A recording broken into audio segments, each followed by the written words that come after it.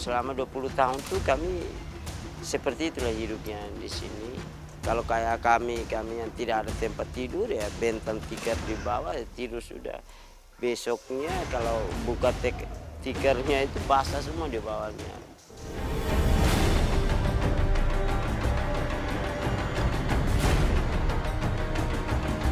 Harapan kami adalah ada kepastiannya.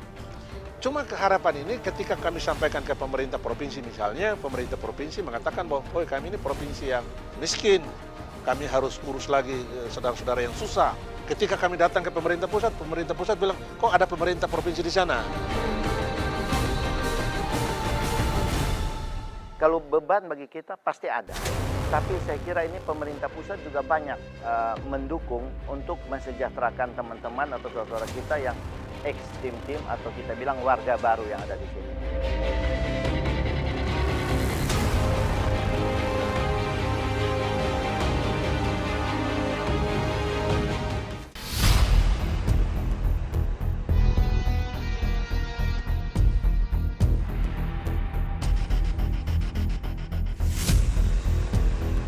Hasil jejak pendapat rakyat Timor Timur tanggal 30 Oktober tahun 99 membuat Indonesia kehilangan provinsi termudanya yang pada tahun 2002 resmi menjadi negara baru, Timor Leste.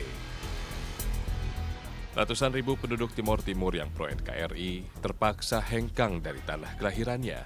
Sebagian besar memilih menetap di Provinsi NTT yang berbatasan langsung dengan Timor Leste. Termasuk di Desa Noel Baki, Kecamatan Kupang Tengah, Nusa Tenggara Timur.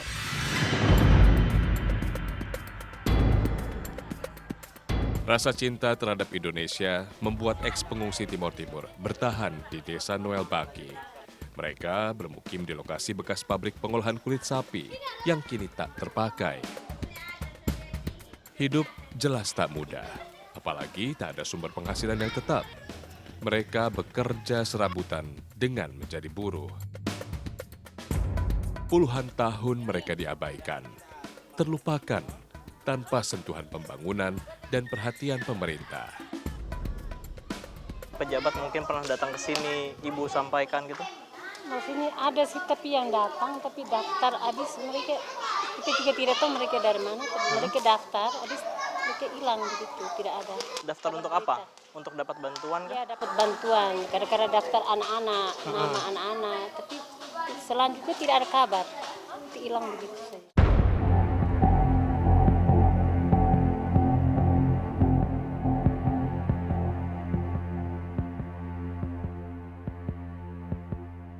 Hidup berhimpitan tanpa sanitasi yang memadai di lingkungan yang kurang baik tentunya berdampak negatif pada kesehatan warga.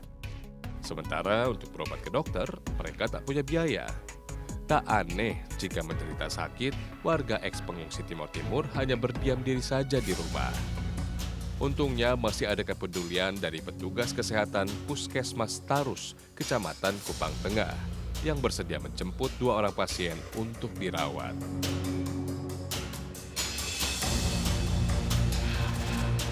Kebetulan hari ini ambulans datang dari puskesmas terdekat yang memang tempat biasa mereka berobat.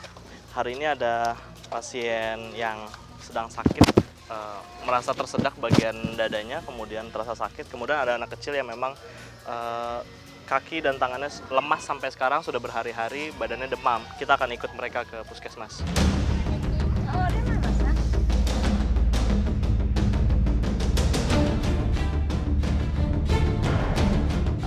Adalah anak laki-laki usia 11 tahun. Fisiknya nampak lemah, terlalu kecil jika dibandingkan dengan anak-anak seusianya. Bagian tangan dan kaki April sudah sejak lama terasa sakit. Mama, ini yang dirasakan April hari ini apa? Kepala sakit. Perut juga. Ini sudah berapa hari demam dia? 3 hari. 3 hari. Mama sudah kasih obat apa? Dari pertama paracetamol. Paracetamol. Lalu masih terus ya sampai sekarang.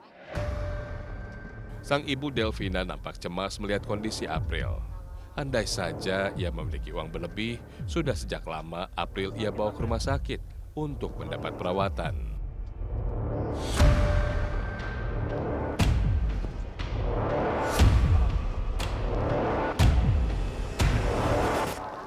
Di mana dok? Kasurnya? Yang ini ya, rendah ya. Hati-hati kakimu nak. Pelan-pelan.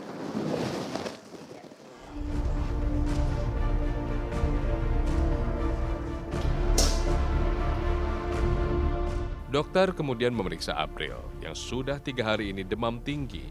April diduga menderita radang tenggorokan. April lalu ditimbang. Bobotnya ternyata tak sebanding dengan usianya. Hanya 15 kg saja. Kondisi fisiknya pun lemah. April nyaris tak bisa menjejakkan kakinya sendiri. Sulit menggerakkan tangan dan kaki. Ternyata, April terindikasi terkena penyakit polio yang dapat menyebabkan kelumpuhan permanen pada tubuhnya. April seharusnya sudah sejak lama mendapat perawatan dokter. Namun karena keterbatasan biaya, Delvina dan suaminya tak bisa berbuat apa-apa. Lingkungannya sangat prihatin, rumahnya tidak layak huni, terus kemudian lingkungannya juga tidak terlalu terawat ya, sehingga kami juga tadi sudah menginformasikan ke bidan desa supaya setiap kali ke posyandu jangan putus-putus menginformasikan supaya PHBS itu selalu diperhatikan di lingkungan rumah masing-masing. Kondisi permukiman di bekas pabrik pengolahan kulit memang memprihatinkan. Tapi mau bagaimana lagi? Warga eks Timur-Timur di desa Noel Pati tak punya banyak pilihan. Rumah Delvina dan Yakob hanya berukuran 3 x 3 meter saja, tanpa ventilasi yang cukup dan kurang terpapar sinar matahari. Kondisinya lembab, serta banyak tumpukan barang, terasa begitu sesak.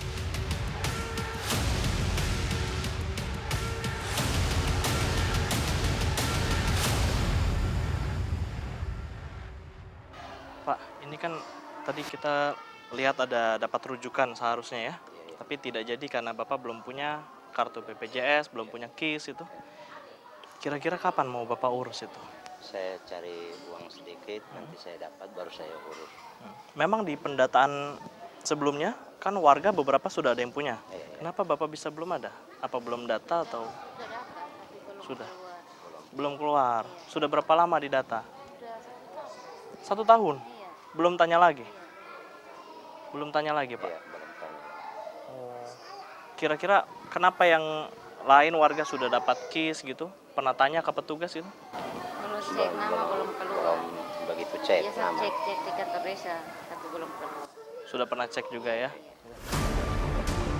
Jika April terserang virus polio, maka ada kemungkinan anggota keluarga lainnya ikut tertular. Virus polio menyebar melalui air liur dan kotoran. Tempat tinggal dengan sanitasi yang buruk bisa memicu penyebaran virus dengan lebih cepat. Ketika turun hujan, muncul genangan air di mana-mana. Air bahkan masuk sampai ke dalam tempat tinggal mereka. Selama 20 tahun tuh kami seperti itulah hidupnya di sini.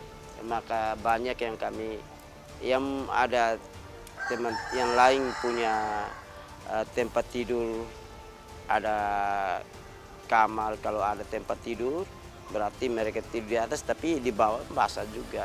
Kalau kayak kami yang tidak ada tempat tidur ya bentang tikar di bawah ya tidur sudah. Besoknya kalau buka tikernya itu basah semua di bawahnya.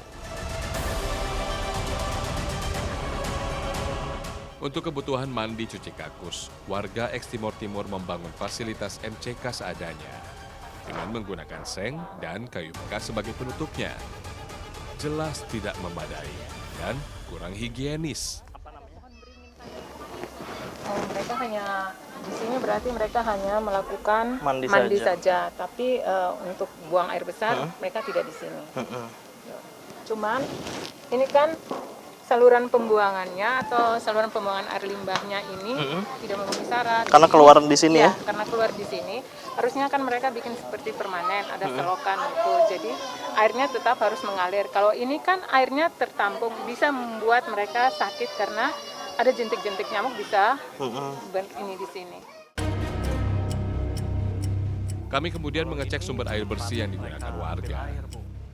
Lokasinya ada di dekat pabrik. Anak-anak kemarin.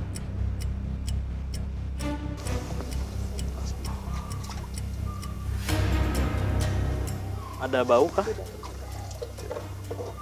Tidak bau. Tidak bau ya. Cuman dia keruh, kelihatan keruh. Dan ini kalau kita kasih kapur itu juga nggak, mereka udah piara ikan di dalam. Sehingga ikan ini yang makan jentik-jentik nyamuk, jadi memang tidak ada nyamuk. Iya. Gitu. Pada bagian dalam pabrik, ada satu bangunan dari bilik kayu yang menjadi tempat mandi warga eks Timor Timur. Jika ada yang menggunakan, air pembuangannya akan menggenang di sekitar bilik. Sementara MCK yang disertai jamban ada di luar bangunan pabrik. Lubang pembuangannya langsung menuju kebun. Tidak memiliki septic tank sebagai tempat penampung kotoran. Ya, Oh, ini ini ya. namanya WC. Mereka buang di sini, tapi namanya WC plengsengan. Jadi artinya mereka butuh air yang banyak untuk Mendorong. menyiram airnya itu ke bawah. Cuman ini bisa menyebabkan sakit juga karena binatang penyebab penyakit itu bisa keluar situ. Misalnya kecoak itu masih bisa keluar masuk. Gitu. Oh ya. Lain seperti kita yang kloset itu kan lehernya, kenapa dibilang kloset leher angsa? Karena dia agak miring sedikit, itu tampung air untuk berendam supaya tidak ada binatang keluar masuk. Di dekat permukiman warga eks Tim Tim juga terdapat kandang babi. Tempatnya kotor, penuh dengan kotoran. Jika tidak dibersihkan, pastinya akan menjadi sarang penyakit. Harusnya kan ini harus ada dia punya seperti ini gali lubang seperti ketong punya tampungan WC, harusnya begitu toh. Tapi ini kan begitu, ya, belum jadi- ada uang. tapi gali saja terus untuk sementara tutup untuk menghilangkan bau. Kawasan permukiman warga miskin eks pengungsi Timor Timur memang rentan penyakit karena kurangnya kesadaran menjaga lingkungan. Apalagi tak ada perhatian dari pemerintah pusat dan daerah.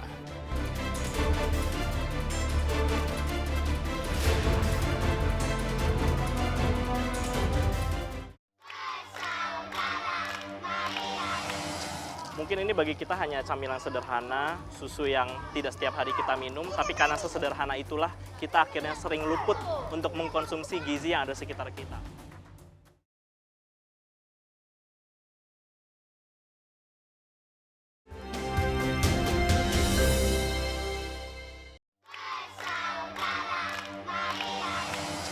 Mungkin ini bagi kita hanya camilan sederhana, susu yang tidak setiap hari kita minum, tapi karena sesederhana itulah kita akhirnya sering luput untuk mengkonsumsi gizi yang ada sekitar kita. Untuk sekedar bisa makan, warga bertanam jagung di lahan depan pabrik. Ada seluas 250 meter lahan yang bisa dimanfaatkan. Pemilik pabrik berbaik hati memberikan lahan untuk tinggal dan bercocok tanam agar warga eks pengungsi Timor Timur tetap bisa melanjutkan hidup. Aslinya karena saya yang kerja, saya yang makan. Jadi siapapun yang tanam boleh, Ya. asalkan diurus sendiri-sendiri. Ya, Gitu. Pernah Bapak akhirnya gagal panen atau tidak punya penghasilan gitu? Karena kan hanya bisa andalkan ini. Ini hanya kecil. Kalau besar saya rasa bisa cukup untuk hidup. Tapi ini kecil, berapa meter? Kalau ya 50 kali 50 atau tidak usah 50, 25 saja cukup. Tapi berarti ini untuk dijual atau untuk makan saja? Untuk Kalau ini? makan. Untuk makan saja. Pengganti beras juga. Ya. Selama hampir 21 tahun, sekitar 23 kepala keluarga eks pengungsi Timor Timur tinggal di lokasi yang tak layak. Pemerintah sampai sekarang belum juga merelokasi mereka ke tempat yang lebih baik. Padahal kecintaan mereka terhadap Indonesia tak diragukan lagi. Untungnya, pemilik pabrik masih mengizinkan warga untuk mendiami tanah dan bangunan miliknya. Tapi entah sampai kapan.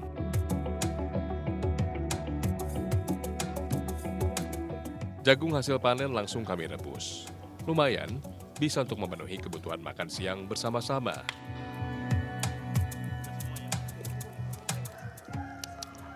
Seharusnya mereka masuk ke dalam kategori penduduk yang berhak untuk mendapatkan rastra ataupun beras sejahtera, atau dulu kita kenal sebagai raskin, beras miskin. Karena mereka memang masuk ke dalam kategori dari segi penghasilan, dan mereka pun eks Timor Timur yang memang dibiayai oleh negara sejak tahun 1999. Tapi sampai saat ini ketika mereka tidak mendapatkan beras juga mereka tidak berteriak. Seluruh warga yang tinggal di sini adalah warga miskin yang layak mendapat bantuan program Raskin dan Rastra. Namun sejak kepindahannya ke Tanah Kupang, baru 1 kali saja mereka mendapat jatah beras untuk orang miskin. Terusir dari tanah kelahiran dengan segala masalah yang menyertainya, membuat ex-warga Timor Timur di Desa Noel Baki memiliki rasa kebersamaan yang kuat. Mereka selalu berbagi agar warga yang tak punya penghasilan atau pekerjaan tetap bisa makan. Mau dibilang sulit ya sulit sekali, tapi karena kita tidak punya lahan untuk kita garap, jadi kita mau dapat ini susah. Kalau kita pergi bantu orang lokal sini, baru kita bisa dapat. Orang tanam sawah, ada ikut, kita bisa dapat. Tapi kalau dari penghasilan Mama cukup untuk beli makan sehari-hari? Mama, Bapak, anak gitu? Ya, paling 1 hari mungkin 2 kali bisa. Tapi besoknya belum tahu? Belum tahu untuk besok.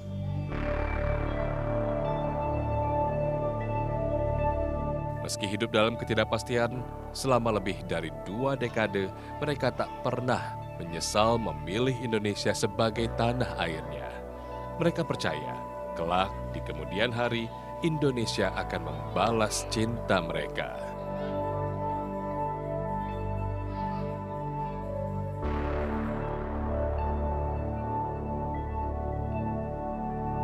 Kebanyakan dari warga eks-pengungsi Timor Timur di Desa Noel Baki hanya lulusan sekolah dasar. Mereka tak memiliki keahlian khusus. Mencari kerja tentu saja menjadi sulit. Mereka berharap ada pelatihan keterampilan dan bantuan permodalan dari pemerintah agar mereka bisa mandiri. Warga yang tinggal di pabrik diperbolehkan oleh warga lokal untuk berkebun di area mereka. Artinya mereka sebagai buruh untuk tanaman sayur maupun tanaman buah. Tapi biasanya mereka juga membutuhkan modal 50, 75.000 sampai 100.000 untuk bisa mengambil sayur-sayur yang ada di lahannya warga lokal. Jadi tidak gratis gitu. Tapi untuk bisa mendapatkan uang 50.000, mereka harus menunggu 2 sampai 3 hari. Artinya tidak setiap hari mereka bisa bekerja ini ya, Mama ya. Mereka harus menunggu mendapatkan modal untuk bisa berjualan kembali di pasar nanti.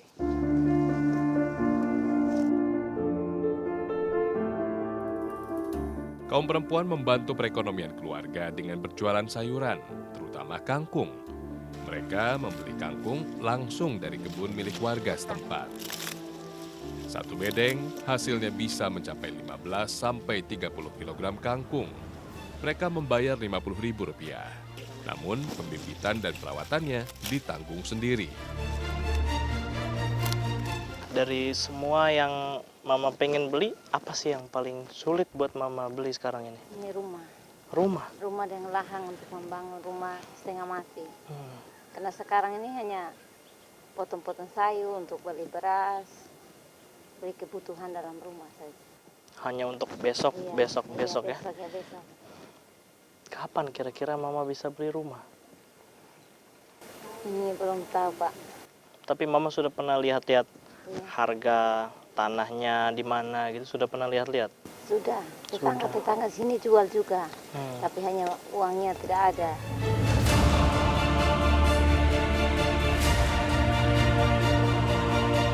Jarak kebun kangkung dari bekas pabrik sekitar 200 meter saja. Luasnya tidak sampai 2.000 meter persegi, namun menjadi andalan penghasilan warga. Licin. Berapa kilo ini, mah? Berat ternyata. Jadi kita lagi-lagi nggak boleh meremehkan pekerjaan para perempuan karena yang Mama bawa ini 3 kalinya saya bisa 10 sampai 15 kilo. Sementara saya sepertiganya mungkin.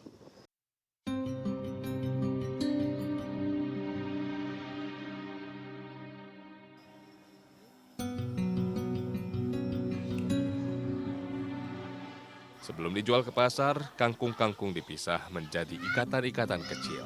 3 ikat kangkung dijual dengan harga Rp1.000 saja.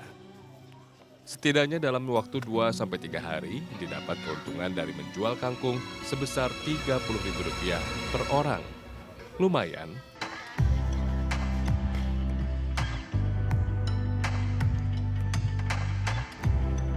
Tempat yang disebut rumah bagi warga eks-pengungsi Timor Timur di Desa Noel Baki adalah lahan seluas 6 kali 4 meter persegi di bekas pabrik pengolahan kulit. Berbentuk gubuk sederhana, berdinding bebak yang terbuat dari susunan bambu setinggi 2 meter. Pasangan Angelinus Tavarustalo dan Maria de Jesus Dea Rojo bahkan tinggal berhimpitan bersama 11 anak dan menantunya. Total ada 14 orang yang bernaung di bawah atap yang sama. Pakaian Bapak semua, Iya, pakaian. anak-anak. Ya. Itu Ya. berarti yang pertama kali Bapak pindah, ini yang dibawa? Ya, Ini saja ya. ya. Apalagi yang Bapak bawa Pak, dari Timur-Timur dulu Pak?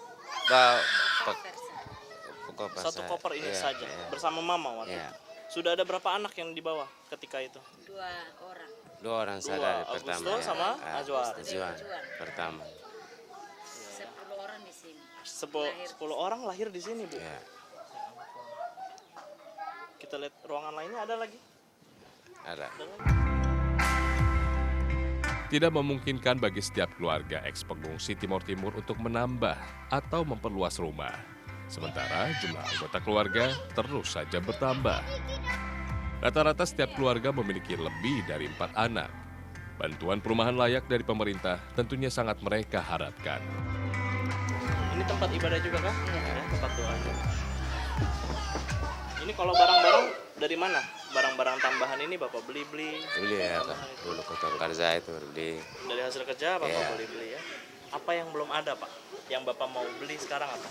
Kira-kira? Kotong sekarang kotong mau beli Tempat tidur. tempat tidur.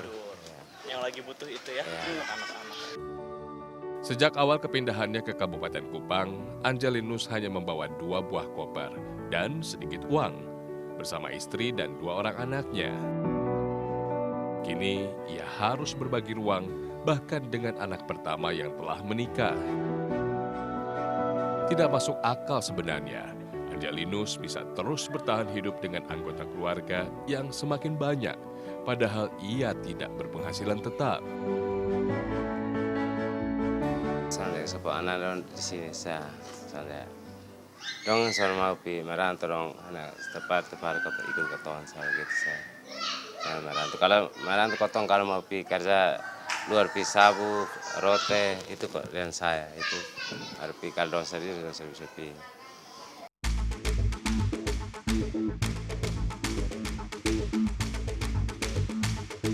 Dari 402.000 warga Kabupaten Kupang, 88.000 orang diantaranya masuk ke dalam kategori miskin.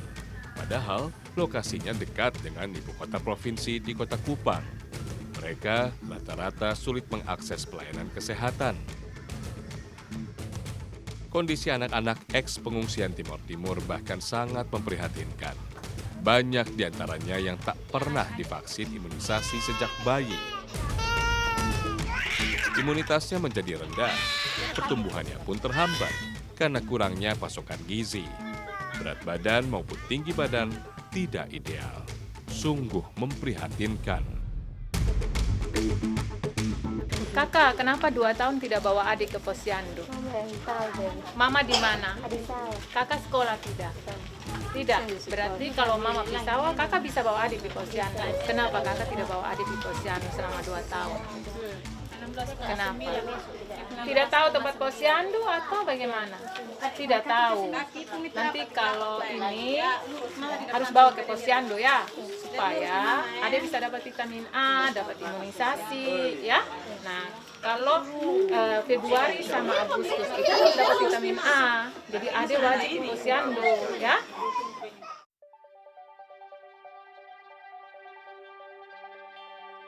Ya, kemiskinan membuat mereka tak berdaya. Mendapat uang untuk makan adalah prioritas utama agar bisa bertahan. Alhasil, hak anak untuk mendapat fasilitas kesehatan menjadi terabaikan. Padahal anak-anak adalah harapan di masa depan. Merekalah yang seharusnya diberi bekal kesehatan dan pendidikan yang cukup agar bisa memutus lingkar kemiskinan. Kenapa saya bilang sampai kami cari ke anak tiri? Karena kami selama 20 tahun sudah mau jalan 21 tahun ya ada di sini. Ini tidak pernah ada pemerintah mau nengok kami di sini. Tidak ada perubahan, Pak? Tidak pernah ada. Dan memang bantuan yang kayak apa-apa kecuali dari komunitas, sering ada yang komunitas yang datang membantu kami, itu ada. Tapi bilang dari pemerintah turun langsung atau gubernur atau bupati bilang mau datang lihat kami atau DPR, itu tidak pernah ada. Selama ini Pak, 20 tahun ini? 20 tahun ini tidak pernah ada. Di pabrik kulit ini karena saya sebagai konator di sini, karena saya sendiri lihat. Karena saya selama di sini saya tidak pernah ketemu dengan gubernur mau datang di camp atau ini bupati atau DPR. Camat saja juga tidak pernah muncul di sini. Selama ini warga eks Timor Timur di desa Noel Baki statusnya hanya menumpang di lahan pemilik pabrik. Mereka tak memiliki rumah dan lahan untuk bercocok tanam. Masih bisakah mereka berharap sementara uluran tangan dari pemerintah tak kunjung datang? Kalau beban bagi kita pasti ada. Tapi saya kira ini pemerintah pusat juga banyak mendukung untuk mensejahterakan teman-teman atau saudara-saudara kita yang ex-tim-tim atau kita bilang warga baru yang ada di sini. Dan saya lihat makin hari mereka makin membaik, makin bisa menyesuaikan diri. Waktu pertama memang agak sulit. Karena memang mereka latar belakang, mereka punya kehidupan di sana dan budaya sini agak sulit. Tapi saya lihat makin hari sudah makin berkembang dan ada kerjasama yang baik. Saya harapkan bahwa ke depan lewat program-program pemerintah yang juga menyentuh kepada saudara-saudara kita yang warga baru atau ex-tim-tim ini bisa akan mereka hidup sebagai masyarakat Kabupaten Kupang yang normal.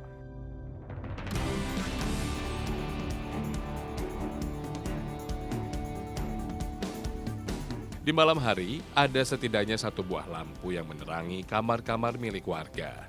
Aliran listrik memang diberikan secara cuma-cuma oleh pemerintah sebagai kompensasi khusus bagi warga eks Timor Timur.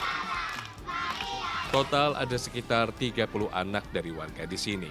Sebagian diantaranya sekolah di dekat pabrik. Besar harapan mereka untuk merubah nasib. Mereka tak ingin hidup dalam kemiskinan seperti orang tuanya.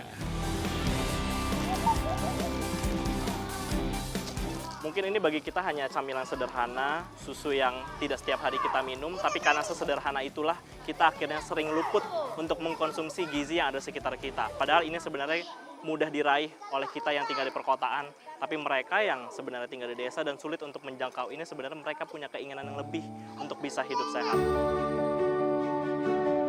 Anak-anak menikmati biskuit dan susu yang saya bagikan. Jarang-jarang mereka bisa mendapatkannya. Bagi mereka, susu dan biskuit adalah barang mewah yang tak terjangkau. Semoga saja ada kepedulian dari pemerintah akan nasib mereka.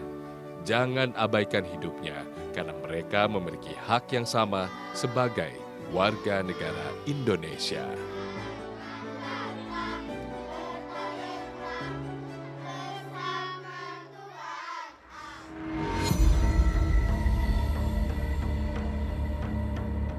Tapi selama mulai dari 99 kami ada di sini sampai dengan hari ini sudah berapa kali surat audensi yang kami sampaikan kepada Presiden agar setiap rezim.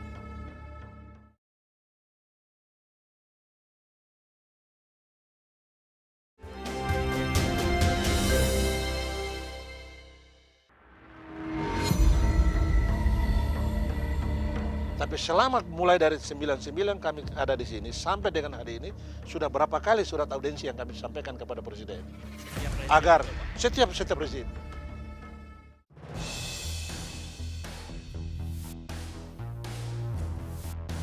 Kisah kehidupan warga eks pengungsi Timor Timur yang serba sulit seharusnya menjadi perhatian pemerintah. Faktanya, setelah 2 dekade memilih tetap menjadi warga negara Indonesia, mereka tak mendapatkan haknya untuk hidup sejahtera.